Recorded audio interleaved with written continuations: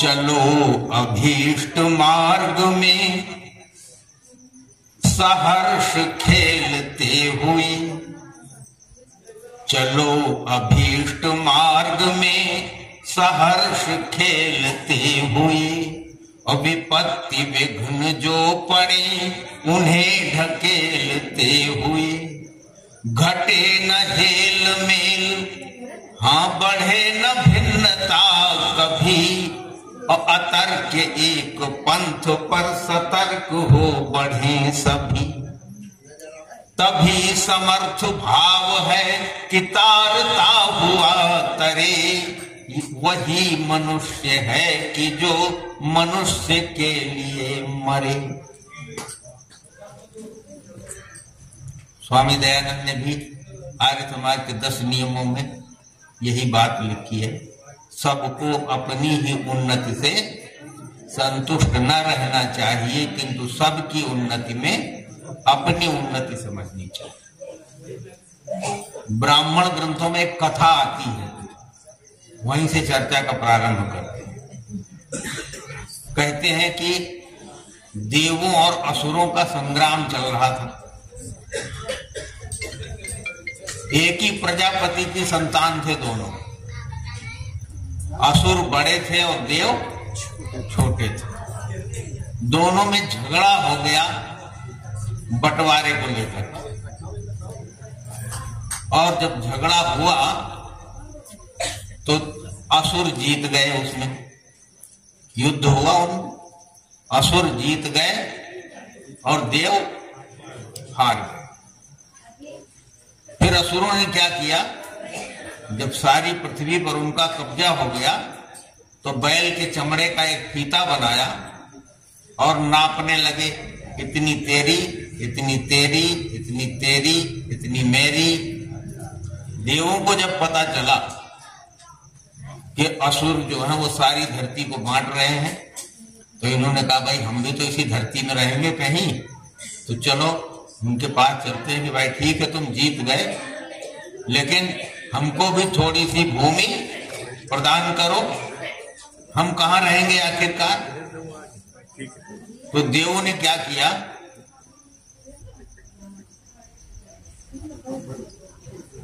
कि असुरों की तरफ चलने के लिए तैयार हो गए सब लोग मिलकर, और बोले चलो सब चलते हैं।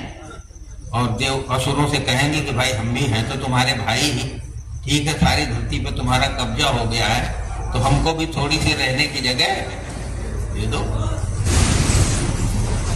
तो असुरों ने क्या, देवों ने क्या किया, विष्णु को आगे किया। इसको विष्णु को, और वो विष्णु उनका वामन हो गया था, वामन था।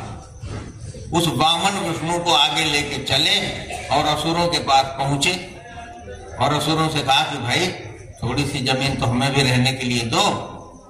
तो असुरों को मजाक सूझा, उन्होंने कहा हाँ हाँ तुमको भी रहने के लिए देंगे, ये तुम्हारा वामन जितने में लेट जाए उतनी जमीन हम तुमको दे देंगे। छोटा रूप, हाँ अभी बताएंगे सर। ये आपका जो वामन विष्णु है ये जितने में लौट जाए उतनी जमीन हम लोग आपको दे देंगे। तो देव बड़े प्रसन्न हुए और कहने लगे ठीक है, विष्णु के नाप की जमीन दे रहे हो, यज्ञ के नाप की जमीन दे रहे हो, इतनी ही दे दीजिए, हम इतने में ही संतुष्ट। अब वो विष्णु जी लेट गए उसमें। जब लेट गए तो देवों ने क्या किया,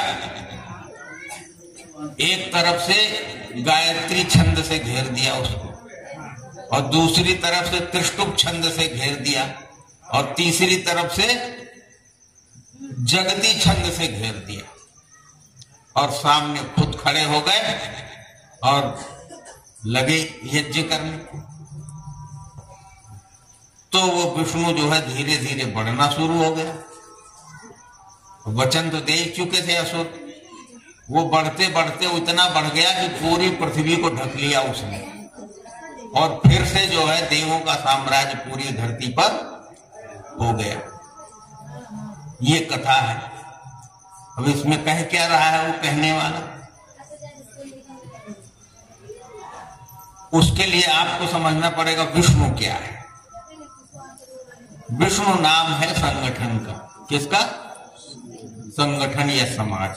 तो देव समाज का नाम विष्णु, और वो देव समाज वामन हो गया था।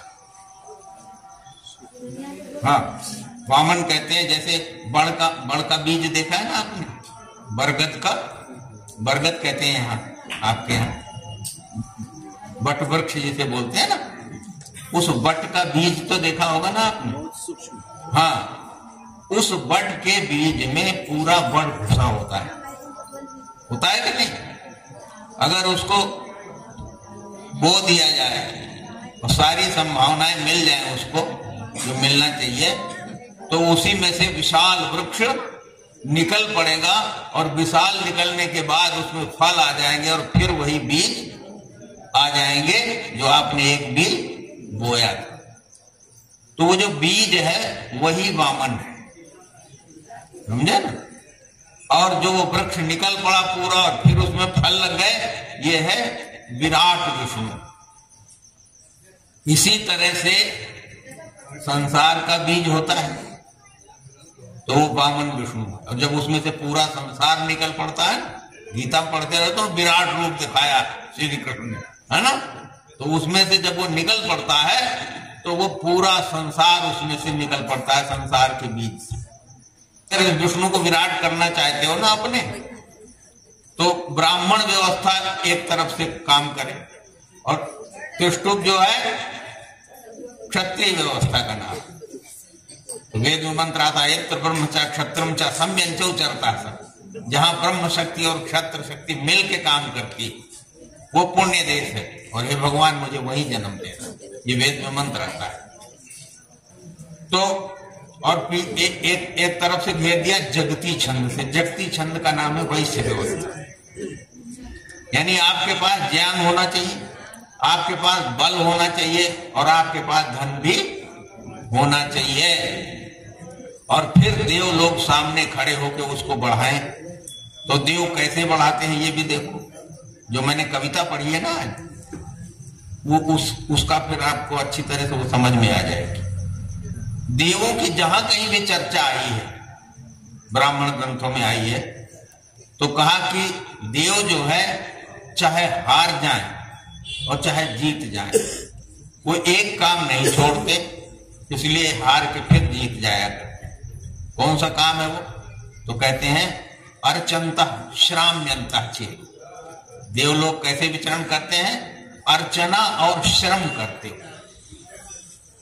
आप अगर इसको समझ लें और इसी तरह से बढ़ाएंगे तो आर्य समाज पर बढ़ जाएगा और पूरे फतुहा में छा जाएगा, है ना, और आगे भी निकल जाएगा। तो कहा अर्चना और श्रम करते हुए देव आचरण करते हैं।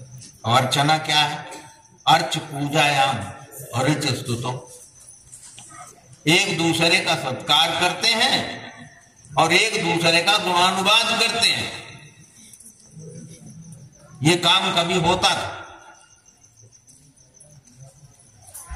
ये कमी आ गई कि कोई अच्छा बोल लेता है, कोई अच्छा विद्वान है, तो दूसरे उसको सहन नहीं करते। वो सोचते हैं कि ये जम जाएगा तो हमें कोई पूछेगा ही नहीं। ये बहुत बड़ी बीमारी है समाज में। लेकिन देव क्या करते हैं? वो अर्चना करते हैं, एक दूसरे का सत्कार करते हैं। और सत्कार का अर्थ होता है सदुपयोग। झाड़ू लगाने वाले से लेकर के और बड़े से बड़े उच्च पद पर बैठे हुए व्यक्ति का आपस में संबंध होना चाहिए। झाड़ू लगाने वाला भी उतना महत्वपूर्ण है जितना ऊपर बैठे वाला वो महत्वपूर्ण। तो इस प्रकार एक दूसरे की प्रशंसा करो, ईर्ष्या मत करो। ईर्ष्या जहरीली नागिन है, इसको अगर आपने अंतस में पाल लिया तो दूसरे को खाए चाहे नहीं खाए तुम्हें जरूर खा जाएगी। एक ये बहुत बड़ा दुर्गुण है जो हमारे आर्य समाज में भी प्रवेश कर गया। इससे बचाना होगा आर्य समाज। ईर्ष्या का क्या है? ईर्ष्या का मतलब होता है शत्रुता। किसी को सहन न करना, किसी की बड़ाई, किसी की विद्वता, किसी के धन, उसको सहन न करना शत्रुता का ही एक भाग। और शत्रुता जो होती है ना, वो दोधारी तलवार होती है। दोधारा देखा है कि नहीं? एक धार इधर और एक इधर। तो अगर दुश्मन समझदार है आपका, तो उसका तो कुछ बिगड़ेगा नहीं, वो बचा लेगा अपने। लेकिन इधर वाली धार आपको रोज काटती है ना? जैसे उसको देखोगे इधर थोड़ा खून जल जाएगा, ठीक है ना? इसलिए कहा कि शत्रुता मत पालो, ईर्ष्या मत पालो। घरों में भी यही है, अगर सास बहुएं सवेरे से उनमें बनती नहीं, तो अगर सवेरे उठी दोनों में से कोई और सामने पड़ गई उसकी वो विरोधी बहू, उठी और सास सामने पड़ गई, तो बोले कमबख्त किस कल मुही का मुंह देख लिया सवेरे उठते ही, पता नहीं दिन कैसे कटेगा आज, है ना? अब वो मस्त है अगली, उसको कोई फर्क नहीं पड़ता, और तुमने अपना खून जला लिया। इसलिए कहा कि शत्रुता जो है ये दोधारी तलवार है। इसलिए वेद कहता है मित्र चक्षुषा दत्ते दीर्घ मित्र से मां चक्षुषा सर्वाणि भूतानि समीक्षन्ताम मित्र चक्षुषा समीक्षे मित्र चक्षुषा समीक्षा महे। मैं सब प्राणियों को मित्र की दृष्टि से देखूं और सब मुझे मित्र की दृष्टि से देखें, और हम सब एक दूसरे को मित्र की दृष्टि से देखें, क्योंकि इसी से जो है संगठन बलवान होगा और आगे बढ़ेगा। मित्र की दृष्टि। और तारीफ करना, अब किसी की निंदा करो तो उससे जो है प्रतिशोध की भावना निकलती है, नहले पे दहला लगाने की बात होती है। इसलिए वेद में कहा गया है कि पति पत्नी को भी दूसरों के सामने एक दूसरे की तारीफ करनी चाहिए, निंदा नहीं करनी चाहिए, कमी नहीं गिनानी चाहिए। तो ये देवों का गुण है। देवों का गुण क्या है? अर्चना। अर्चना माने पूजा। पूजा का मतलब होता है सत्कार, जिसमें जो गुण है उसका उपयोग ले लो। परिवार में कोई ऐसा व्यक्ति है ना, तो उसमें जो भी गुण है उसका उपयोग ले लो समाज की तरक्की के लिए, ये पूजा है। पूजा ये नहीं कि उसकी आरती उतारने लग जाओ, है ना? तो अर्चना, और उसमें अगर जो गुण है उसकी बड़ाई करो, उसकी प्रशंसा करो, तो उसको प्रोत्साहन मिलेगा, तो उस गुण का ज्यादा से ज्यादा लाभ जो है समाज को देगा। ये देवों का गुण। दूसरा है श्रम।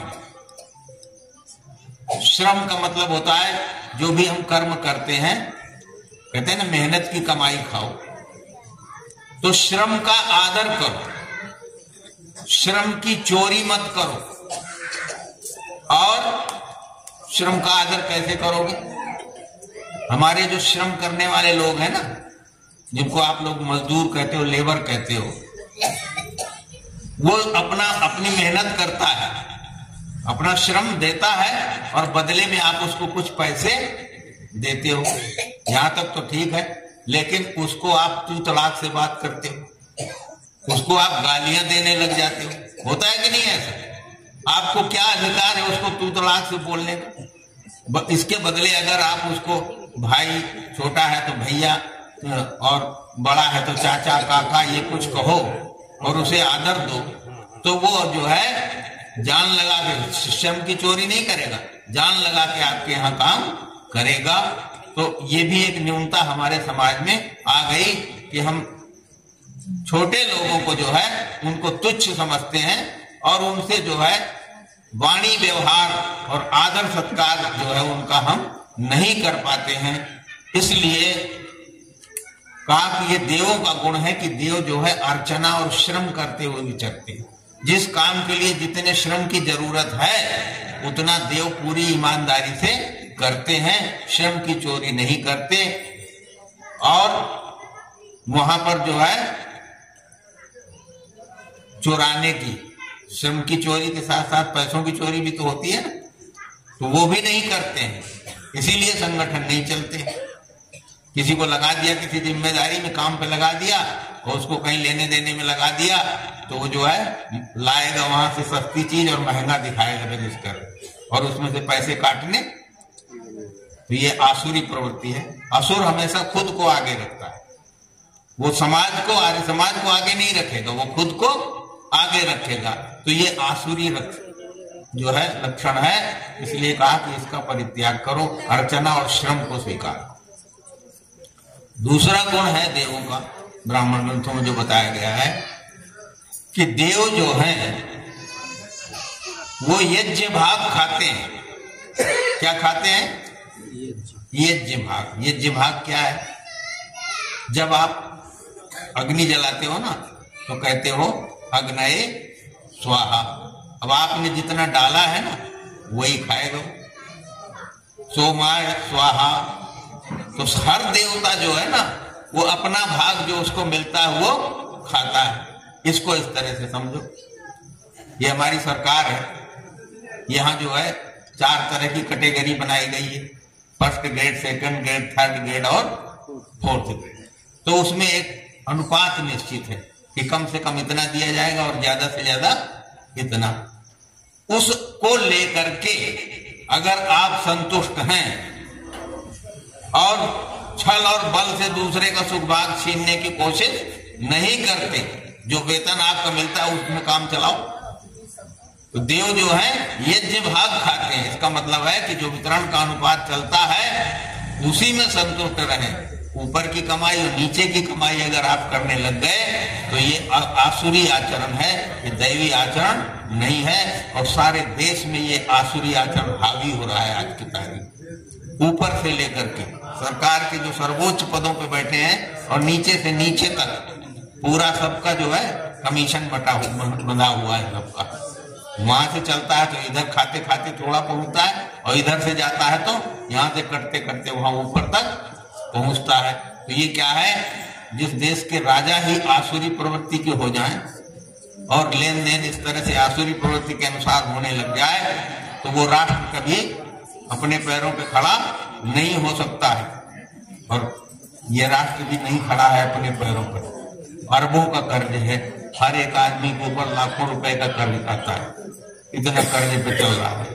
तो इसलिए कहा कि विष्णु तभी विराट होगा, आपका विष्णु तभी विराट होगा जब आप उसको आगे लेकर के चलेंगे और उसको बड़ा करने के लिए जो है अपने ज्ञान, अपने बल और अपने धन को लगाएंगे। और सामने जो खड़े हो वहां देव भाव से खड़े होकर के एक अच्छी नीयत से उसको आगे रख करके उसको बढ़ाने को लेकर के जब आप कार्य करेंगे तो संगठन निश्चित रूप से बढ़ता है। कभी ऐसे ही आर्य लोग होते थे हमारे यहाँ जो जिनके पास ज्ञान बल भी था, है ना। ज्ञान बल क्या था? हर आर्य समाज का सेवक भी विद्वान होता था और वो भी शास्त्रार्थ करने के लिए, चैलेंज करने के लिए तैयार रहता था। कैसे? पढ़ा नहीं था लेकिन सुन सुन के ही इतना विद्वान हो जाता था। और हर आदमी जो है कुछ ना कुछ जानता था। आपके पास कुछ ना कुछ होना चाहिए, या तो कोई भजन गाना सीख लो या उपदेश करना सीख लो, कुछ तो होना चाहिए ना। और नहीं है तो कोई शारीरिक श्रम करना सीख लो समाज के लिए। तो इस तरह से जब आप लोग समाज की उन्नति के लिए, समाज को बढ़ाने के लिए आप कार्य करेंगे तो वो निश्चित रूप से बढ़ेगा। केवल आपकी भावना उसमें दैवी जुड़ जानी चाहिए। इसलिए हमने कहा चलो अभीष्ट मार्ग में सहर्ष खेलते हो, है ना। उदास निराश होने की जरूरत नहीं है। और विपत्ति विघ्न जो पड़े उन्हें ढकेलते हुए, और घटे न हेल मेल, हाँ बढ़े न भिन्नता कभी, और अतर्क के एक पंथ पर सतर्क हो बढ़े सभी। तो मैंने ये थोड़ा सा चलते वक्त आपको ये दे दिया सलाह, देवार्चन की, दैवी प्रवृत्ति क्या है उसके बारे में चर्चा कर दी, जिसने वामन विष्णु को विराट बना दिया। मैं यही आशा करता हूं कि आप अपने वामन विष्णु को विराट बनाएंगे और शुभकामना भी करता हूं कि आपका वामन विष्णु विराट हो जाए।